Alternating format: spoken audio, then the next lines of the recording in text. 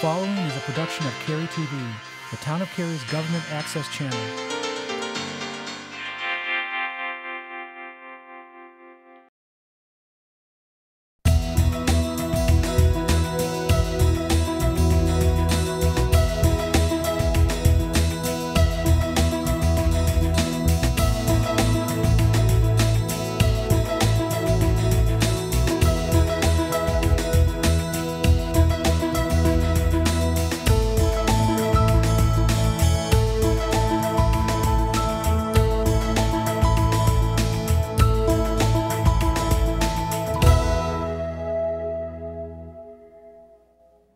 Hi, welcome to Cary Matters, our monthly program that helps keep you informed of the issues that the town of Cary is working on. I'm Jennifer Robinson, Council Representative from District A, and joining me as my co-host is Julie Robison, who is the at-large Council Representative. Julie, thank you so much for joining me. It's my pleasure. Thank you for having me, Jennifer. We have some interesting topics today. Yeah, we sure do, and I'm ready to get started. Are you? Yeah, sure am. Okay, great. Why don't you tell us what our topics are for our episode today? All right. Well, our big story this month is about road projects around town, especially in our fast-growing area in the West. Then, we'll be talking about historic districts and our efforts to provide affordable housing for senior citizens. So, it's time for the big story, roads. Okay, All thank you yours. very much. Okay, most citizens agree that poor traffic flow directly impacts their quality of life. Because every minute that we spend in our car is a minute that we can't be doing something that we actually love to do. That's why it's so important that we build and widen roads before they become congested. In Cary's recent history, it seemed like orange barrels were everywhere, and our roads were changing rapidly. But when the recession hit, our town pulled back on road building. We sure did, Jennifer. As you discussed last month on Cary Matters, we did that to keep our budget lean and our taxes low. But there are still some projects that are going on in roads. Some are moving forward. That's right. The biggest road project in Cary isn't one that's being done by the town. It's the 540 Turnpike. Road construction starts at Highway 55 and continues south into Holly Springs. At a recent meeting with Turnpike authorities, we were told that the road building is moving along well ahead of schedule. So well, in fact, that the section of Turnpike between Highway 55 and Highway 64 may be completed by the end of next summer, 2012. Wow, that's impressive. The state is also in the process of building the Triangle Turnpike, which intersects 540 in Morrisville. It's my understanding that the Triangle Turnpike is scheduled to open this December. But I hear that before that happens, they'll be using it for something really exciting. This November, the Turnpike Authority is teaming up with MAD, Mothers Against Drunk Driving, to host a 5K run along the new Turnpike. That is so interesting. Really great news. I think that a lot of runners will be very excited to be able to take the opportunity to run along that stretch of road before it opens. And I am sure that it'll be a once-in-a-lifetime experience. I expect so. Yep. Okay. Back on topic, let's talk about the road projects that the town is doing. Well, a lot of the road work is happening out in the western part of the town, as we said. In particular, drivers will see a lot of changes on Green Level Church Road, finally. The widening of this road will be completed by the end of this calendar year. A lot of people will be very happy to see a signal at the intersection of Green Level Church and McCrimmon Parkway. Also, the town is installing a pedestrian tunnel under Green Level Church Road for the future Morris Branch Greenway, which will provide access for Amberley residents to a future 22-acre neighborhood park. Great. And you know, pedestrian tunnels like this one are now built with road projects because of a policy that the council adopted a couple years ago. Bravo. We wanted pedestrians to be safer and feel safer, so we directed staff to include pedestrian tunnels or bridges when doing road projects. It sure beats trying to put them in after the fact. It's not only easier to put them in when you're building a road, but it's also a lot cheaper. Absolutely, makes sense. Okay, there's one other aspect of Green Level Church Road that we hear a lot about, and that's the zigzags along the road. It looks like a developer of a nearby tract of land will be paying to align Green Level Church Road at the O'Kelly intersection. Yay! Since this isn't a town project, we don't know its time frame. Also, town construction crews will get to work straightening out the jog in Green Level Church Road near Morrisville Parkway.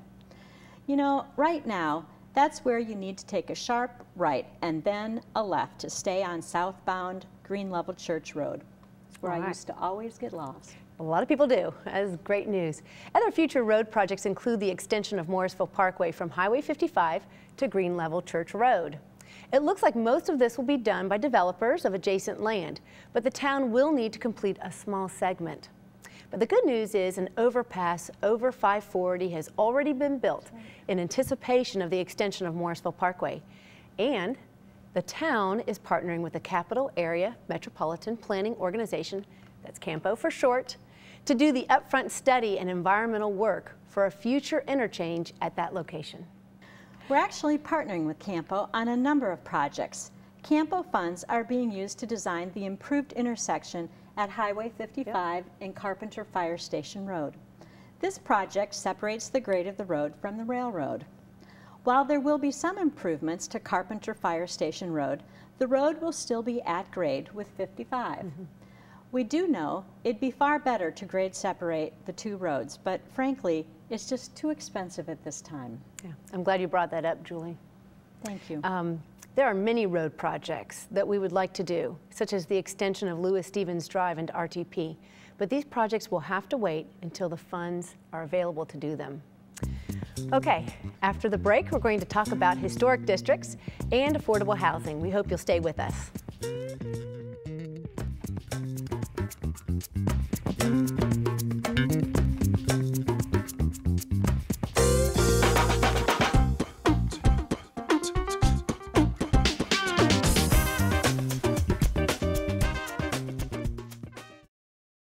For a place to exercise with a variety of flexible options? Get fit, be fit, and stay fit with the town of Cary. Get fit. Lose weight and get into shape by enrolling in a fitness class. Be fit. Visit one of our scenic parks, trails, and greenways regularly. Stay fit. Drop-in passes make it easier to integrate physical activity and healthy eating into your daily routine. Visit www.townofcary.org and see why your town is a fit community. Laugh, learn, and play in the town of Cary.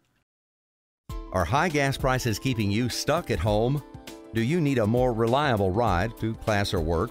The town of Cary offers convenient, safe, and reliable public transit with service on 6 fixed routes throughout Cary. Rides are only $1 per trip, and transfers to other C-Tran routes are free. C-Tran can also connect you with Triangle Transit and routes to the most popular destinations in Raleigh and RTP. Keep more cash in your wallet. Ride C-Tran. Hi, thanks for staying with us during that break. It's time now for us to talk about a few different topics. Julie, what do you have for us? Well, let's see. We've talked a lot about Green Level Church Road, so it seems appropriate that we would take some time to talk about the historic district along that road. Good. It's one of 3 historic districts on the National Register that we have here in the town of Cary. The Green Level Historic District preserves the farming culture of our community. It covers 75 acres and is considered an intact example of the turn-of-the-century crossroads community. The district contains a well-preserved mix of the types of commercial, residential, and social architecture that were prevalent in such communities. It was also considered worthy of protection in its agricultural significance. The buildings in Green Level area depict the transforming role of tobacco on the Wake County landscape in the early 20th century. Okay, another historic district that preserves our farming heritage is the Carpenter Historic District, which is located near Highway 55 at Morrisville Carpenter Road. This district is actually much larger. It's about 210 acres, and it has 3 general stores, 15 dwellings, and several commercial buildings that reflect the history of the community and its prominence as a rural commercial center in the late 19th and early 20th century. Carpenter is considered unique among small Wake County communities in that it retains its rural crossroads character, and it really never grew up much beyond that. It's a charming place. It really is. These attributes make them worthy to protect, certainly. As development occurs around them, the town is keeping an eye on them with the hope that they remain as intact and unharmed as possible. But it's important to note that the designation as a historic district does not limit a property owner's right to change or develop his property. A person owning property in a historic district can demolish or change it if he wants to. We just wish he wouldn't. The designation of a historic district does ensure that properties are considered in the planning of federal undertakings. It also encourages local governments like the town of Cary and the private sector to undertake preservation initiatives. In addition, properties that have been determined to contribute to the historic character of a designated district or an individually designated property are eligible for state and federal tax credits. Now, our preservation efforts, policies, goals are all outlined on the Town of Cary's Historic Preservation Master Plan, and that can be accessed through the town's website at www.townofcary.org. And if this is interesting to you, we encourage you to learn more and get involved. The Friends of the Page Walker is a nonprofit organization in Cary that focuses on protecting Cary's heritage through preservation. Okay, Jennifer, next topic, senior housing. You know, I hear so many people say that they want to bring their parents to live near them in Cary. This is a growing trend in our community. In fact, the senior population is our fastest growing population. Cary has a lot of great senior communities, but for some people, the most important thing is that they find one that's affordable to them. That's exactly why the council decided to emphasize affordable senior housing several years ago. Each year, the town receives community development block grants from the federal government. These funds are for projects that help provide suitable living conditions for people with low or moderate incomes. Since we turned our focus to helping our seniors, we have put nearly $3 million into projects for senior citizens. We partnered with nonprofits, the county, and the state to build over 250 affordable apartments just for senior citizens in 2 communities. And both of these communities, Highland Oaks and Weatherstone Springs, are close to our busy senior center and are served by the C-Tran bus system. It's very wonderful. Along with these building new units, the town has worked to help senior citizens stay in the homes that they love. Our housing rehabilitation program provides loans to low-income homeowners and helps them determine what repairs are needed. The town even manages the construction process for the homeowner. Since the program began in 2006, the town has rehabilitated 63 homes throughout Cary. Isn't that amazing? It really is. Although any low-income homeowner is eligible, the program gives priority to seniors and residents of the town center area. Now, homeowners must agree to remain in their homes for a period of 10 years or repay a portion of the rehab costs back to the town. But if they stay in the home, the loan converts to a grant and the homeowner pays nothing. That is wonderful. A similar initiative the town has undertaken is a partnership with Resources for Seniors, which is a nonprofit that provides emergency repair grants, weatherization, and social services to low-income senior citizens. Through this organization, the town has provided emergency repairs to houses of Cary senior homeowners. Repairs up to $5,000 per unit are used to replace roofs, heating or plumbing systems, install handicapped ramps and grab bars, and other emergency repairs. You know, Jennifer, I'm so pleased to see that we are taking care of our older generation. I am too. Makes me proud. At our retreat last year, making Cary livable for our senior citizens was at the top of the priority list. If you know of anything that our town can do to make living here easier or just more pleasant for our seniors, please contact your council representatives with your ideas. We always welcome feedback. Thank you so much, Julie. Okay, after our break, we'll talk about what is happening in Cary during this month and how you can be involved and included.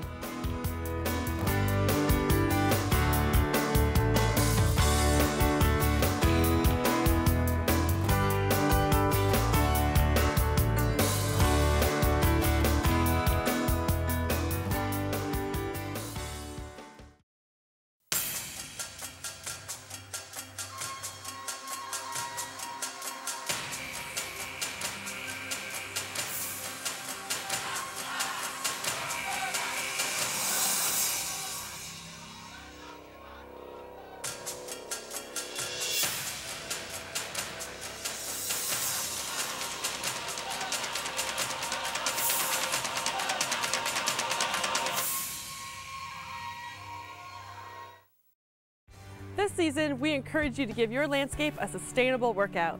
Amend your soil with organic material such as compost. It'll help the soil hold more nutrients as well as water. When choosing plants for your garden, think about native species that thrive well in our climate. Plants such as columbine and spiderwort do very well and require very little water. And creating natural areas are a low-maintenance, low-watering alternative to turf. Together, we can achieve great results when we use water wisely. Details can be found online at townofcary.org. Okay, we're back. In this final segment of Cary Matters, we want to talk about what's happening in October and how you can be involved. The place to be this fall is the Cocoa Booth Amphitheater. There will be two wonderful cultural festivals, the Eid Festival on the 8th and the Diwali Festival on the 22nd. Also, the Cocoa Booth Amphitheater is hosting the Really Scary movie series from the 25th to the 29th.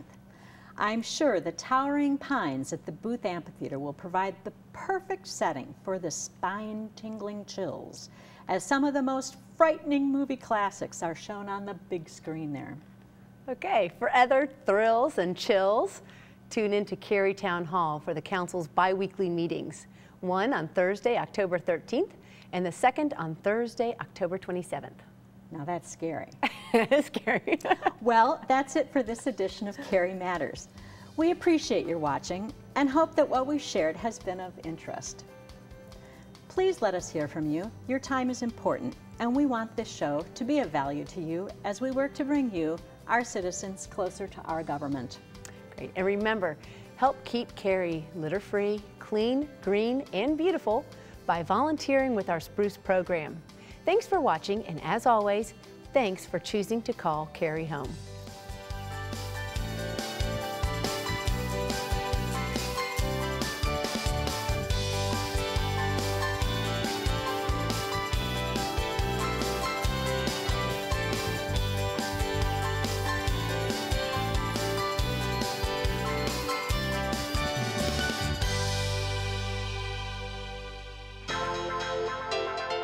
This has been a production of Cary TV.